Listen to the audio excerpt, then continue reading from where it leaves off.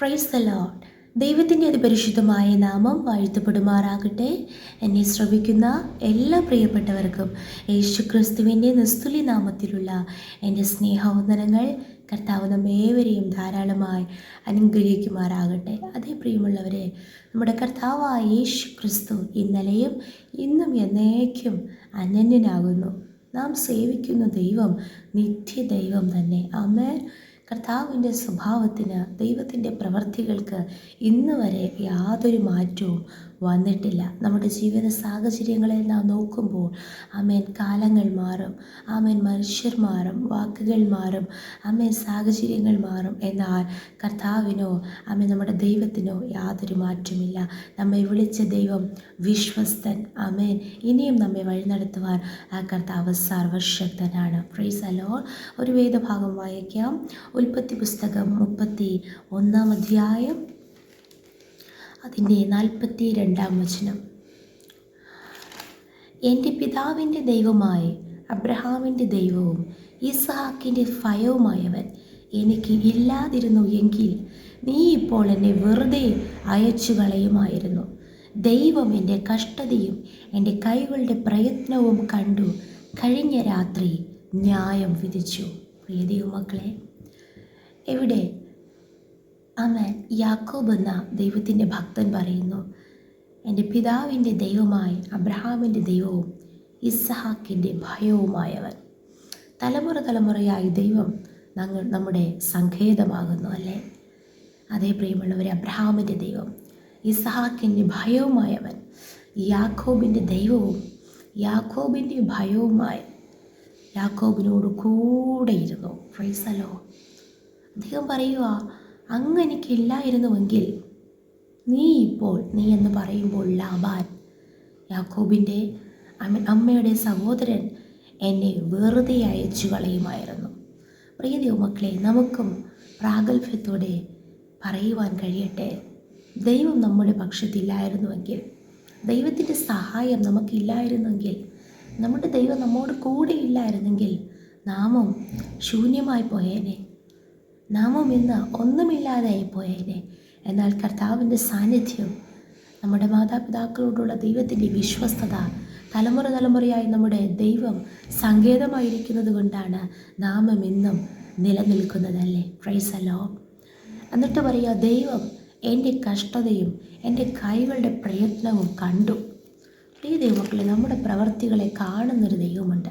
മറ്റാരും കാണാത്ത നമ്മുടെ വേദനകളും നമ്മുടെ കൈകളുടെ പ്രയത്നം കൊണ്ട് നാം അനുഭവിക്കുന്ന പ്രയാസങ്ങളും കർത്താവ് കാണുന്നു. ഇവിടെ യാക്കോബ് അനുഭവിച്ച ആമേൻ കഷ്ടത, ആമേൻ, അത് ചെറുതല്ല. നാം 31-ാം അധ്യായം തന്നെ അതിൻ്റെ ആമേൻ 38 മുതലുള്ള വചനങ്ങളിൽ വായിക്കുന്നു, 20 സംവത്സരം ഞാൻ നിൻ്റെ അടുക്കൽ പാർത്തു. അമേൻ, സ്തോത്രം. ഒത്തിരി കാര്യങ്ങൾ പറയുന്നു. പകൽ, അമേൻ, സ്തോത്രം, 40-ാം വചനത്തിൽ, അമേൻ, പകൽ വെയിൽ കൊണ്ടും രാത്രി ശീതം കൊണ്ടും ഞാൻ ക്ഷയിച്ചു, എൻ്റെ കണ്ണിന് ഉറക്കമില്ലാതെയായി. ഈ 20 സംവത്സരം ഞാൻ നിൻ്റെ വീട്ടിൽ പാർത്തു.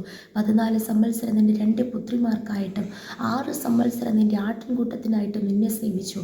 10 പ്രാവശ്യം നീ എൻ്റെ പ്രതിഫലം മാറ്റി. അമേൻ.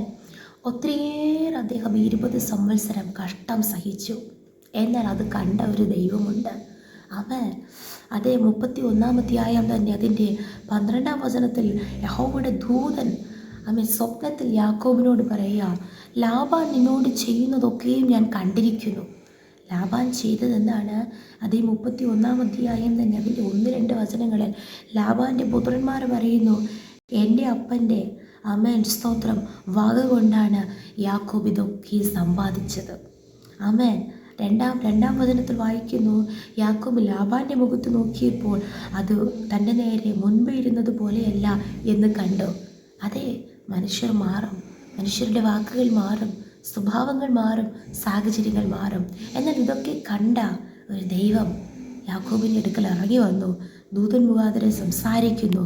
എന്നിട്ട് അവൻ 13-ാം വചനത്തിൽ പറയുന്നു, നീ തൂണിനെ അഭിഷേകം ചെയ്യുകയും എന്നോട് നേർച്ച നേരുകയും ചെയ്ത സ്ഥലമായ ബഥേലിൻ്റെ ദൈവമാകുന്നു ഞാൻ. ഹല്ലേലൂയ. അത് ആര് മാറിയാലും, ഏത് സാഹചര്യങ്ങൾ മാറിയാലും നമ്മുടെ ദൈവത്തിന് മാറ്റമില്ല. പ്രിയമുള്ളവരെ, ലൂസ് എന്ന ദേശത്ത് വെച്ച് യാക്കോബ് ദൈവത്തെ മുഖമുഖമായി കാണുന്ന ദർശനത്തിലൂടെ അദ്ദേഹം അതിനെ ബഥേൽ എന്ന് പേരിട്ടു. ആമേൻ, സ്തോത്രം. ദൈവം പറയുന്ന ആ ബഥേലിൻ്റെ ദൈവമാകുന്നു ഞാൻ, ആയതിനാൽ നീ അവിടെ നിന്ന് പുറപ്പെടുക, ഞാൻ നിന്നോട് കൂടെയിരിക്കും, ഞാൻ നിന്നെ അനുഗ്രഹിക്കും. ആമേൻ, സ്തോത്രം. ഇവിടെ 42-ാം വചനത്തിൽ അവൻ എൻ്റെ കഷ്ടതയും എൻ്റെ കൈകളുടെ പ്രയത്നവും കണ്ട ദൈവം കഴിഞ്ഞ രാത്രി ന്യായം വിധിച്ചു.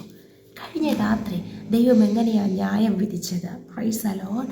അവൻ അതിൻ്റെ 20-ാം വചനത്തിൽ വായിക്കുന്നു, അവൻ താൻ ഓടിപ്പോകുന്നത് യാക്കോബ് അരാമ്യനായി ലാബാനോട് അറിയിക്കുകയാൽ അവനെ തോൽപ്പിച്ചായിരുന്നു പോയത്. സ്തോത്രം. കഴിഞ്ഞ രാത്രി ആമേൻ, സ്തോത്രം, സ്തോത്രം. ദൈവം നീതിയോടെ ന്യായം വിധിച്ചു. യാക്കോബ് ഒരു വെടിയുമായി പോയി 2 കൂട്ടമായി ദൈവം പറഞ്ഞ വാഗ്ദത്തം പോലെ തന്നെ സ്തോത്രം തിരികെ വരുവാൻ കർത്താവ് സഹായിച്ചു. അങ്ങനെയാണെങ്കിൽ പ്രിയ ദൈവമക്കളെ, നാം ഏത് പ്രതിസന്ധിയിലൂടെ കടന്നു പോയാലും ദൈവത്തിൻ്റെ വാഗ്ദത്തങ്ങൾ നിറവേറുവാൻ വേണ്ടിയാണ്, നിവർത്തി വരുവാൻ വേണ്ടിയാണ് ചിലരുടെ മുഖങ്ങൾ നമുക്ക് നേരെ മുൻപേ ഇരുന്നത് പോലെ അല്ലാതെയാകുന്നത്. ചില സാഹചര്യങ്ങൾ മാറുന്നത്, ചില കഷ്ടതകൾ, ചില പ്രയാസങ്ങൾ നാം മാനസികമായും ശാരീരികമായും എല്ലാ നിലകളിലും ഞെരുക്കങ്ങൾ നാം അനുഭവിക്കേണ്ടി വരുന്നത്. കാരണം മാറാത്തൊരു ദൈവം നമ്മോട് കൂടിയുണ്ട്. തലമുറയായി സങ്കേതമാകുന്ന കർത്താവ് കൂടിയുണ്ട്. നമ്മെ ഏകനായി വിളിച്ച്, അബ്രഹാമിനെ ഏകനായി വിളിച്ച് അനുഗ്രഹിച്ചതുപോലെ നമ്മെ കർത്താവ് പേര് ചൊല്ലി വിളിച്ചു. ആ സാഹചര്യത്തിൽ നമ്മോട് കൂടിയിരുന്ന ദൈവം, നമ്മെ കരം പിടിച്ച കർത്താവ്, ഇവിടെ യാക്കോബിൻ്റെ ബഥേലിൻ്റെ ദൈവമായ സ്തോത്രം യഹോവ തന്നെ വീണ്ടും യാക്കോബിനോട് സംസാരിക്കുന്നു. ദൈവത്തിന് യാതൊരു മാറ്റവുമില്ല. ആ കർത്താവ് നമ്മോട് കൂടെയുള്ളത് കൊണ്ട് ഒരിക്കലും നാം നിരാശിതരാകയില്ല. നാം വെറുമയായി വെറുതെ സ്തോത്രം നമ്മുടെ ഹല്ലേലൂയ ജീവിതകാലം പാഴായി പോകത്തില്ല. പ്രിയമുള്ളവരെ, കർത്താവ് നമ്മുടെ കഷ്ടതയും നമ്മുടെ പ്രയത്നവും കണ്ട് നിശ്ചയമായി നമുക്ക് വേണ്ടിയും ഒരു നീതിയുള്ള ന്യായം കർത്താവ് നമുക്ക് വേണ്ടി വിധിക്കും, നമുക്ക് വേണ്ടി ന്യായം പ്രവർത്തിക്കും. Praise the lord. എളിയവരെയും ദരിദ്രരെയും ആദരിക്കുന്ന ദൈവം, പീഡിതനൊരു അഭയസ്ഥാനമായ കർത്താവ് നമ്മോട് കൂടെയുണ്ട്. കർത്താവ് നമ്മെ വിചാരിക്കുന്നു.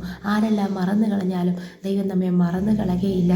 10 പ്രാവശ്യം സ്തോത്രം, സ്തോത്രം തൻ്റെ ശമ്പളം ഹല്ലേലൂയ സ്തോത്രം കൊടുക്കാതെ പ്രതിഫലത്തെ മാറ്റിയെങ്കിലും സ്തോത്രം കർത്താവ് യാക്കോബിനെ താൻ പറഞ്ഞതുപോലെ തന്നെ എല്ലാ വാഗ്ദത്തങ്ങളും നിവർത്തീകരിച്ച് പ്രതിഫലങ്ങളെ മാന്യതകളെ കൊടുത്ത് യാക്കോബിനെ അനുഗ്രഹിച്ചതുപോലെ ഇന്ന് പകൽക്കാലം കർത്താവ് നമ്മോട് ഓരോരുത്തരോട് സംസാരിക്കുന്നു. ദൈവം നമ്മോട് കൂടെയുണ്ട്. ആരെല്ലാം നമ്മെ വിട്ടകന്നാലും കർത്താവ് നമ്മോട് കൂടെയുണ്ട്. നമ്മുടെ കഷ്ടതകളും കൈകളുടെ പ്രയത്നവും കാണുന്ന ദൈവം നമുക്ക് വേണ്ടിയും ന്യായം വിധിക്കും. അവൻ അനുഭവിക്കുന്ന പ്രതിസന്ധികളെല്ലാം നമ്മുടെ ജീവിതത്തിൻ്റെ അവസാനമല്ല, ഒരു പുറപ്പാടുണ്ട്. പ്രിയ ദൈവമക്കളെ, സ്തോത്രം, സ്തോത്രം. 17-ാം സങ്കീർത്തനം 2-ാം വചനത്തിൽ വായിക്കുന്നു, എനിക്കുള്ള വിധി നിൻ്റെ സന്നിധിയിൽ നിന്ന് പുറപ്പെടട്ടെ, നിൻ്റെ കണ്ണ് നേർ കാണുമാറാകട്ടെ. നമ്മുടെ ഹൃദയത്തെ ശോധന ചെയ്യുന്ന നമ്മുടെ ജീവിതത്തെ അറിയുന്ന കർത്താവ് നമ്മോട് കൂടെയുണ്ട്. ആ കർത്താവ് നേരോടെ ന്യായം വിധിക്കുന്ന ദൈവമാണ്. നമുക്കുള്ള വിധി ദൈവസന്നിധിയിൽ നിന്ന് പുറപ്പെടും. ഈ വചനം നമുക്ക് പൂർണ്ണമായി വിശ്വസിക്കാം. കർത്താവിൻ്റെ വരവിനായി ഒരുങ്ങാം. ഭൂമിയെ ന്യായം വിധിപ്പാൻ നമ്മുടെ കർത്താവായ യേശു ക്രിസ്തു വരുന്നു. സകല ജാതിയെയും കർത്താവ് ന്യായം വിധിക്കും. ഈ നാളുകളിൽ സ്തോത്ര ദൈവകരങ്ങൾ നമ്മെ തന്നെ ഏൽപ്പിച്ചു കൊടുക്കാം. നമ്മുടെ പ്രവാസകാലം ഭയത്തോടെ, ദൈവഭയത്തോടെ, വിശുദ്ധിയോടെ ജീവിക്കാം. ഈ വചനങ്ങളാൽ കർത്താവ് നമ്മെ ഏവരെയും അനുഗ്രഹിക്കുമാറാകട്ടെ. നമുക്കൊരുമിച്ച് പ്രാർത്ഥിക്കാം. നല്ല ദൈവം, സ്വർഗ്ഗസ്ഥ പിതാവേ, അനുഗ്രഹിക്കപ്പെട്ട ദിവസത്തിലും അങ്ങ് ഞങ്ങൾക്ക് നൽകിയ നല്ല ആലോചനയ്ക്കായി സ്തോത്രം ചെയ്യുന്നു. അതേനാഥ മുഖപക്ഷം കൂടാതെ ന്യായം വിധിക്കുന്ന ഒരു കർത്താവുണ്ട്. അപ്പോൾ അത് ഞങ്ങൾ അറിയുന്ന കർത്താവെ. എന്നാൽ ഭൂമിയിൽ ഞങ്ങളായിരിക്കുമ്പോൾ കർത്താവ് പരമാർത്ഥതയോടും വിശ്വസ്തയോടും അങ്ങയുടെ വാക്കനുസരിച്ച്, അങ്ങയുടെ വാക്ക് വിശ്വസിച്ച് ജീവിക്കുമ്പോൾ കർത്താവെ, കഷ്ടതകളും പ്രയത്നവും കണ്ട് ന്യായം വിധിക്കുന്ന, നീതിയോടെ വിധിക്കുന്ന ഒരു കർത്താവ് ഞങ്ങളോട് കൂടെയുള്ളതിനായി സ്തോത്രം ചെയ്യുന്നു. അങ്ങ് വാക്ക് പറഞ്ഞാൽ മാറാത്ത ദൈവമാണ്. ബഥേലിൻ്റെ ദൈവമായി കർത്താവ് യാക്കോബിനോട് കൂടി ഇരുന്നതുപോലെ ഞങ്ങളോട് അങ്ങ് കൂടെയുള്ളതിനായി സ്തോത്രം ചെയ്യുന്നു. വിശ്വസിക്കുന്ന കർത്താവെ, ദൈവത്തിൽ ആശ്രയിച്ച് വീണ്ടും മുന്നേറുവാൻ സഹായിക്കണമേ. ഈ നാളുകളിൽ കർത്താവേ സ്തോത്രം, ഒരു ന്യായവിധി ദിവസം ഏറ്റവും അടുത്തിരിക്കുകയാൽ ഈ നാളുകൾ ദൈവഭയത്തോടും വിശുദ്ധിയോടും കർത്താവ് ഉത്തമ ഹൃദയത്തോടും അങ്ങേ സേവിക്കുവാൻ ഞങ്ങളെല്ലാവരെയും ഞങ്ങളുടെ സ്ഥലത്തിൽ താഴ്ത്തുന്നു, സമർപ്പിക്കുന്നു. വചനം കേട്ടുകൊണ്ടിരിക്കുന്ന എല്ലാ പ്രിയപ്പെട്ടവരെയും കർത്താവ് ധൈര്യപ്പെടുത്തി ശക്തീകരിച്ച് ജയത്തോടെ നടത്തുന്നതിനായി സ്തോത്രം. യേശുവിൻ്റെ അധികാരമുള്ള നാമത്തിൽ പ്രാർത്ഥന കേൾക്കണം സ്വർഗ്ഗസ്ഥ നല്ല പിതാവേ. ആമേൻ, ആമേൻ, ആമേൻ. May God bless you all.